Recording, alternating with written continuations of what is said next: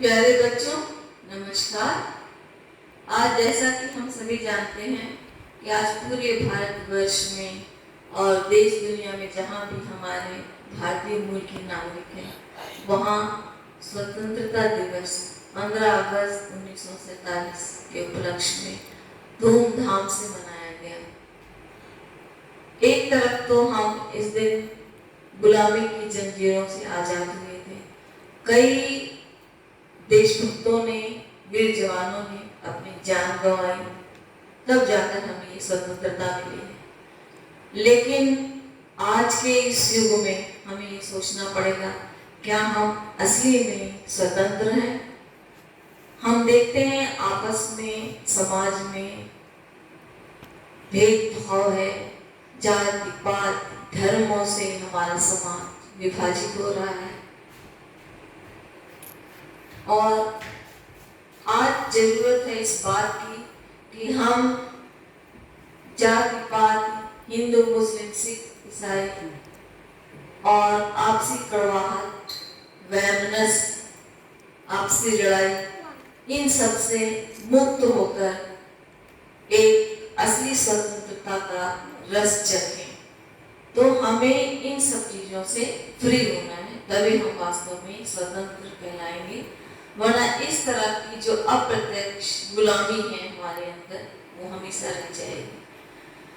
तो बच्चों, मैं आज के दिन इस बात को आपसे कहना चाहती हूँ कि मैंने बहुत ही सीरियसली थिंक किया, सोचा है कि आज हमारा भारत जिन समस्याओं से गुजर रहा है उसका कारण क्या है, उसका मेन रूट कॉज क्या है, क्यों हम इतने परेशान हैं, क्यों हमारे भारतवर्ष में इतनी सारी चीजें जो नहीं होनी चाहिए वो हो रही हैं। तो सबसे पहले मैं आपको एक कारण बता रही हूँ कि जॉइंट फैमिली सिस्टम टूटने की वजह से ये सारी प्रॉब्लम हमारे देश में आई हैं और वो बहुत ही बड़ा रूप लेती जा रही है, समस्या ही समस्या नजर आती है। तो मैं आपसे ये कहना चाहती हूँ, जैसे हमारा जॉइंट फैमिली सिस्टम टूटा है तो न्यूक्लियर फैमिलीज बन गई हैं। क्यों बनी है ये न्यूक्लियर फैमिलीज? क्योंकि आपसी मनमुटाव, जॉइंट फैमिली का जो मालिक होता है जब भेदभाव करता है आपस में, आपस के परिवारों में, अपने सदस्यों के बीच में, लोग अलग रहना शुरू कर देते हैं और इसकी वजह से कई न्यूक्लियर फैमिलीज बनी, अलग अलग लोग घर में रहने लगे। जितने फैमिली के मेंबर्स हैं सबके अलग अलग मकान हैं, लोग शहरों में जा रहे हैं और ज़्यादा मकान बनने की वजह से जो हमारी धरती है जहाँ पर लोग फसल उगाते हैं या फल फूल उगाते हैं, उसकी में कमी आई और कंक्रीट की जंगल बनते चले जा रहे हैं। और आप देखते ही हैं कि इसकी वजह से सड़क चौड़ी हो रही है, क्योंकि रास्ते में गाड़ियां बहुत हो गई हैं। तो सड़क चौड़ी करने के लिए लोगों ने क्या किया, बहुत सारे प्लांट, बहुत सारे पौधों को, पेड़ को काट डाला गया। एक साथ हजारों की संख्या में पेड़ कटे, जिस वजह से अब ये ग्लोबल वार्मिंग की समस्या आ रही है और ज्यादा पेड़ कटने की वजह से हमारे वातावरण पर असर पड़ा है। तो क्या विकास की दौड़ में हम कुछ गलत नहीं कर रहे हैं? लोग कहते हैं कि ट्री प्लांटेशन, हमने 6,000 पेड़ लगा लिए, 5,000 पेड़ लगा लिए और उसकी ये फोटो छप जाती है न्यूज़पेपर में।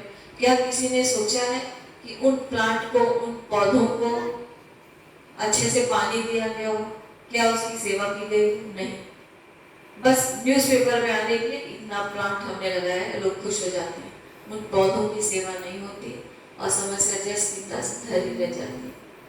और न्यूक्लियर फैमिली की वजह से हमने देखा है सबके अलग अलग मकान हैं, सब अलग अलग मकानों में रह रहे हैं और जितने मकान हैं उतने एसी लोग लगा रहे हैं और जितने मकान हैं उतने लोग को गैस सिलेंडर चाहिए।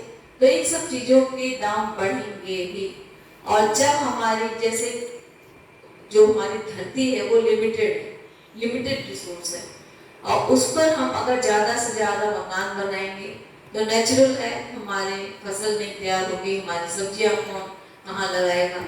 तो डिमांड बढ़ती जा रही है, पॉपुलेशन बढ़ती जा रही है, और इसी तरह से महंगाई हमारे यहाँ अपना विकराल रूप ले रही है। फिर लोग आंदोलन करते हैं, ये महंगा वो महंगा, सरकार ये नहीं करी, सरकार वो नहीं करी, सरकार नौकरी नहीं दे रही। कहाँ तक सरकार देगी जब पॉपुलेशन एक्सप्लोजन हो रहा है, तो कहाँ सरकार क्या कर देगी।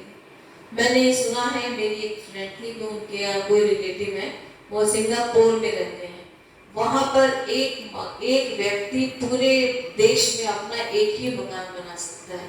और हमारे देश की विडंबना देखिए कि एक व्यक्ति के पास बहुत सारे मकान हैं, जब पैसा आता है लोग अपने पर खर्च करना शुरू कर देते हैं, ये नहीं कि समाज के लिए कुछ करें, और वो मकान पर मकान बना रहे। मैं खुद जानती हूँ कई ऐसे व्यक्ति हैं, उनका यहाँ भी मकान है, लखनऊ में मकान है, गाजियाबाद में मकान है, और हिल स्टेशन पर मकान है, विदेशों में मकान, एक व्यक्ति के कई मकान। क्या इसकी जरूरत है? तो बच्चों इस सबको सोचने की जरूरत है हमें। और सबसे प्रमुख कार्य है कि क्या हम वापस अपनी जड़ों की तरफ लौट सकते हैं, क्या हमारे यहाँ फिर से जॉइंट फैमिली सिस्टम शुरू हो सकता है। और इसका एक ही रीज़न मुझे लगता है कि हमें फिर से जॉइंट फैमिली सिस्टम में रहना चाहिए, और उसको जॉइंट फैमिली सिस्टम को सफल बनाने के लिए जो घर का मालिक होता है उसको भेदभाव नहीं करना चाहिए, आपसी प्रेम से रहना चाहिए। और आपसी प्रेम कैसे बढ़ेगा? जब हम आपस में प्यार से रहें, है ना। और उसके लिए सत्संग जरूरी है, सत्संग करेंगे और खासकर रामायण पढ़ेंगे तो आपस में प्रेम बढ़ेगा। फिर से हम अपनी जड़ों की तरफ लौटें अगर, और जॉइंट फैमिली सिस्टम को फिर से अगर हम किसी तरह ला सके अपने देश में, तो नेचुरल है कि बहुत सारी समस्याएं सुलझ सकती हैं। और मेरा तो यही कहना है कि ओल्ड इज गोल्ड, अपने संस्कारों पर अडिग रहिए।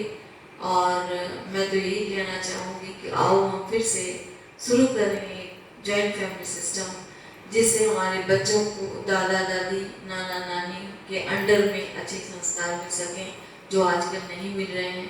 इसी वजह से सारी समस्याएं आई हैं। तो मैं बस यही कहना चाहूँगी कि भारत की हर समस्या का समाधान, भारत ही नहीं विश्व की हर समस्या का समाधान हमारी भारतीय संस्कृति में है।